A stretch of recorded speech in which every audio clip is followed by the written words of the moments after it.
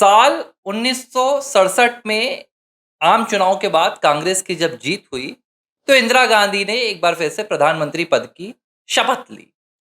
इस चुनाव के बाद पूरे कांग्रेस के कुनबे को जो सोचता था कि भाई इंदिरा गांधी तो बहुत यंग है, इंदिरा गांधी के पास अनुभव नहीं है, हम इंदिरा गांधी को एक गुड़िया की तरह इस्तेमाल करेंगे। और कांग्रेस के जो तमाम उस वक्त के वरिष्ठ नेता थे, जो जवाहरलाल नेहरू के, लाल बहादुर शास्त्री के जाने के बाद कांग्रेस को अपनी गिरफ्त में लेना चाहते थे, उन्होंने इसकी शुरुआत कर दी।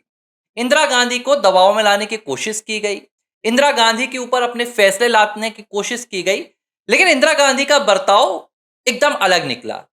इंदिरा गांधी दबने की बजाय, इंदिरा गांधी आदेश मानने की बजाय, रिमोट कंट्रोल से चलने की बजाय, इंदिरा गांधी ने पार्टी के दूसरे नेताओं की अपनी टीम बनाना शुरू कर दी और जो वरिष्ठ नेता थे उनको ही साइडलाइन करना शुरू कर दिया। इसके बाद साल 1969 में, ठीक 2 साल बाद, जब अंदर ही अंदर ये खींचतान चल रही थी, उस वक्त कांग्रेस के जो तब के अध्यक्ष थे वो निजलिंगप्पा थे। और निजलिंगप्पा नहीं चाहते थे कि इंदिरा गांधी का ये जो बर्ताव है वो आगे बढ़े, और उन्होंने इंदिरा गांधी से, यानी कि तब के प्रधानमंत्री से मशवरा लिए बिना, किसी भी तरह की चर्चा किए बिना, तब नीलम संजीव रेड्डी को राष्ट्रपति का अपना उम्मीदवार घोषित कर दिया। जब इंदिरा गांधी को इस बात की कहानी पता चली कि उनके खिलाफ बगावत हो चुकी है और नीलम संजीव रेड्डी को निजलिंगप्पा ने राष्ट्रपति पद का उम्मीदवार घोषित कर दिया है, तो इंदिरा गांधी भी पीछे नहीं आई। इंदिरा गांधी ने वीवी गिरी को अपना निर्दलीय उम्मीदवार बनवा दिया।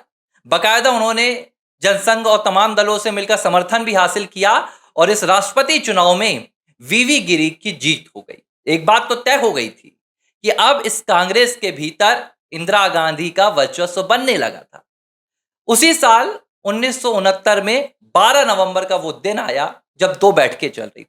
एक बैठक प्रधानमंत्री आवास पर चल रही थी और दूसरी बैठक कांग्रेस के दफ्तर पर चल रही थी, और निजलिंगप्पा ने यह आदेश जारी किया कि इंदिरा गांधी को पार्टी से निकाला जाएगा। निजलिंगप्पा ने यहां पर यह फरमान जारी किया। दूसरी तरफ इंदिरा गांधी ने तमाम जो कांग्रेस के राज्यसभा के और लोकसभा के सदस्य थे उनसे अपनी गठजोड़ बनाई, उनसे साठगांठ किया और पार्टी के भीतर उन्होंने अपनी एक नई कांग्रेस खड़ी कर दी जिसका नाम था कांग्रेस आर। और जो निजलंबक की कांग्रेस थी वो थी कांग्रेस ओ। नतीजा ये निकला कि कांग्रेस ओ अलग थलग पड़ गई, इनका साथ छूट गया और जो कांग्रेस पार्टी के भारी भरकम तमाम नेता थे वो इंदिरा गांधी के साथ आ गए। ये वो तारीख थी जब कांग्रेस पहली बार दो फाड़ में बटी। और आज करीब 52-53 साल बाद मैं आपको ये कहानी इसलिए बता रहा हूं कि कांग्रेस पार्टी और गांधी परिवार की एक और महिला नेत्री, जिनको लेकर अक्सर कहा जाता है कि उन पर इंदिरा गांधी की छाप है, आज ना सिर्फ वो इंदिरा गांधी की छाप नजर आ रही है, बल्कि इसी तरह जिस तरह इंदिरा गांधी ने कांग्रेस को दो फाड़ किया था, जिस तरह उन्होंने कांग्रेस को दो गुटों में बांट दिया था, आज प्रियंका गांधी भी कांग्रेस को दो गुटों में फाड़ने के लिए तैयार हो गई हैं, कांग्रेस के ऊपर कब्जा करने के लिए तैयार हो गई हैं। लेकिन इस बार लड़ाई किसी कांग्रेस के अध्यक्ष से नहीं है। दिलचस्प बात तो यह है, इस बार लड़ाई किसी निजलिंगप्पा से नहीं है। इस बार जो दो फाड़ हो रहा है ये कांग्रेस के भीतर सीधे गांधी परिवार के अंदर हो रहा है। कहानी बड़ी दिलचस्प है लेकिन निकल कर आई है, और अब जब सामने आई है तो एकदम भूचाल मचा दी इसने कांग्रेस के भीतर। अब संकट पैदा हो गया कांग्रेस के भीतर कि हम किसके साथ जाएंगे। अब तक जो राहुल गांधी के पीछे भागते थे वो प्रियंका गांधी के भी पीछे भागते थे, लेकिन अब कहानी बदलने वाली है और इसकी शुरुआत प्रियंका गांधी ने आज से नहीं की है, बल्कि 2024 के लोकसभा चुनाव से भी कर दी थी। आपको याद होगी, मैंने ही एबीसी हिंदी पर सबसे पहले इस कहानी की शुरुआत आपको बताई थी। मैंने ही एबीसी हिंदी पर आपको बताया था कि कैसे प्रियंका गांधी सोनिया गांधी से झगड़कर वायनाड की सीट पर चुनाव लड़ने के लिए जाती हैं, कैसे प्रियंका गांधी राहुल को कांग्रेस के भीतर चुनौती दे रही थी। लेकिन मुझे कहा गया कि आप कुछ भी बात कर रहे हैं, ना कोई तथ्य है ना कोई तर्क है। भाई साहब, कुछ भी बात नहीं करते, आपके पास आते हैं तो अंदर से खबर निकाल कर लाते हैं। अब क्या हो रहा है आप इस बात को समझिए और आपको वो पूरी कहानी समझ में आ जाएगी। प्रियंका गांधी साल 1997-98 में सोनिया गांधी जब कांग्रेस के अध्यक्ष बनी, इसके साथ ही वो कांग्रेस पार्टी में एक्टिव हो गई थी। चाहे फिर वो रायबरेली अमेठी के चुनाव में मां के साथ दौरा करना हो, या फिर कैंपेनिंग करनी हो, महिलाओं से मुलाकातें करनी हो। लोगों ने कहना शुरू कर दिया था कि प्रियंका गांधी में तो इंदिरा गांधी नजर आ रही है। और ये वो दौर नहीं था जब मोदी का युग था, ये वो दौर था जब कांग्रेस का युग था। मैं 97-98 की बात कर रहा हूं। उस वक्त जब सोनिया गांधी वापस आई तो कांग्रेस का उदय होने लगा था एक बार फिर से। लेकिन तब सोनिया गांधी ने प्रियंका को साइडलाइन कर दिया और राहुल गांधी को 2004 में अमेठी भेज दिया।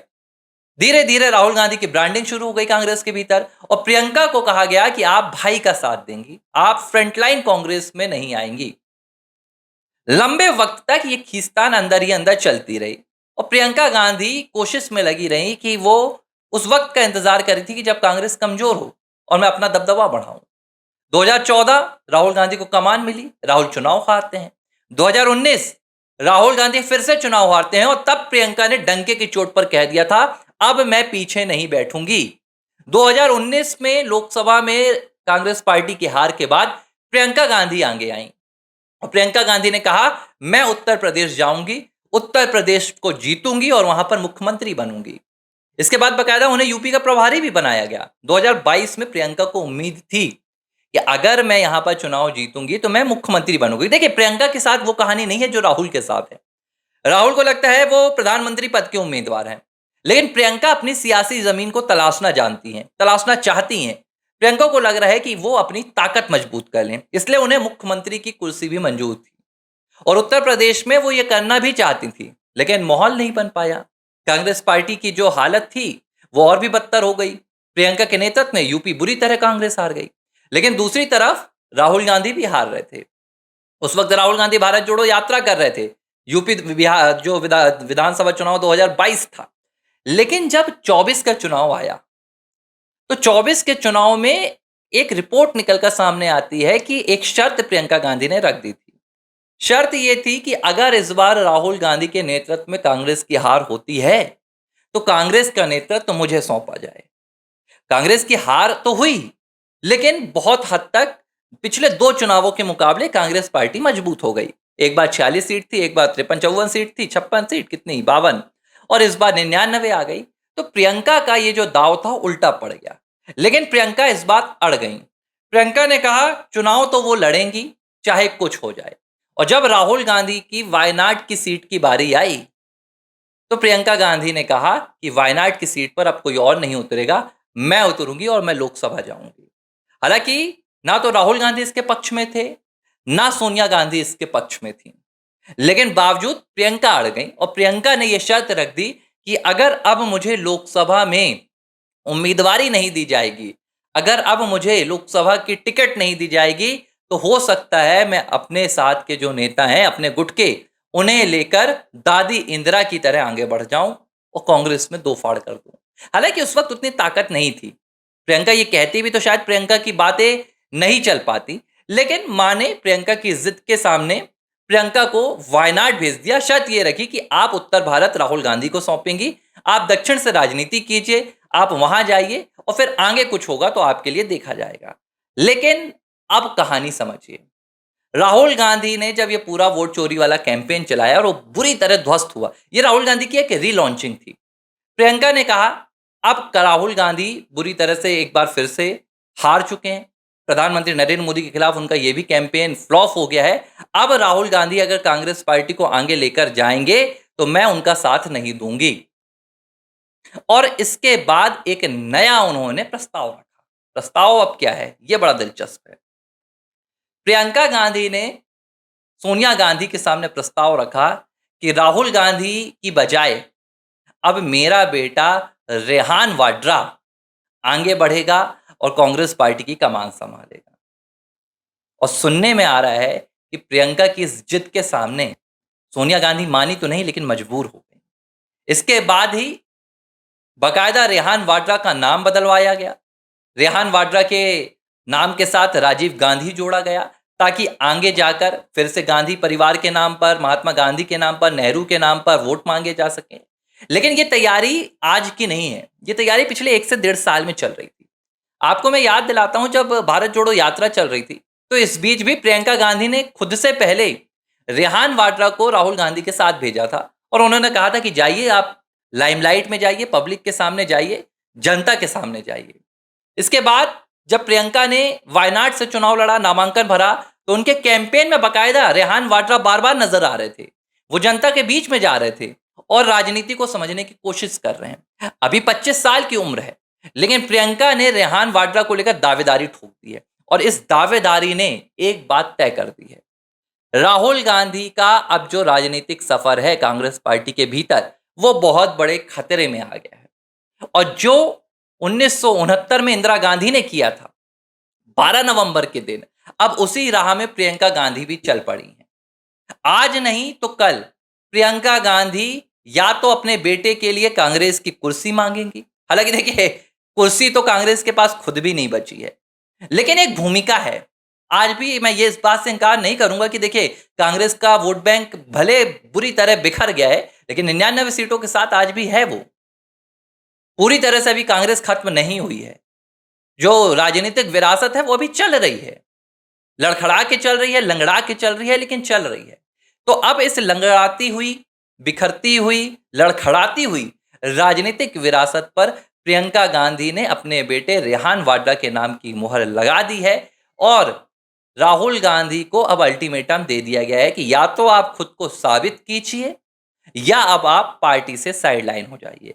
और इसी छटपटाहट में राहुल गांधी यहां से वहां हो रहे हैं, कभी दुनिया के अलग अलग देशों में जा रहे हैं, विदेशी ताकतों से मुलाकात कर रहे हैं, भारत में वोट चोरी का आरोप लगा रहे हैं और कैसे भी कोशिश कर रहे हैं कि 2029 से पहले अगर नरेंद्र मोदी सरकार गिर जाए, देश के भीतर कुछ उलट पलट हो जाए, तो उनकी राजनीतिक रोटी जो है वो सिक जाए। नहीं तो 2029 में प्रियंका गांधी अपने बेटे को लॉन्च करने के लिए तैयार है। अब ये अलग बात है, देश उनके बेटे को कितना स्वीकार करेगा, क्योंकि पिता जो रॉबर्ट वाड्रा साहब हैं, वो खुद करोड़ों के जमीन घोटाले में नपते हुए जा रहे हैं। तो घोटालों का एक और सामने आएगा, सपूत आएगा, क्या होगा, देश की जनता का क्या रिएक्शन होगा, ये देखने वाली बात होगी। लेकिन एक बात जो साफ तरह से स्पष्ट हो गई है, गांधी परिवार अब कांग्रेस के भीतर दो फाड़ में बंटने वाला है।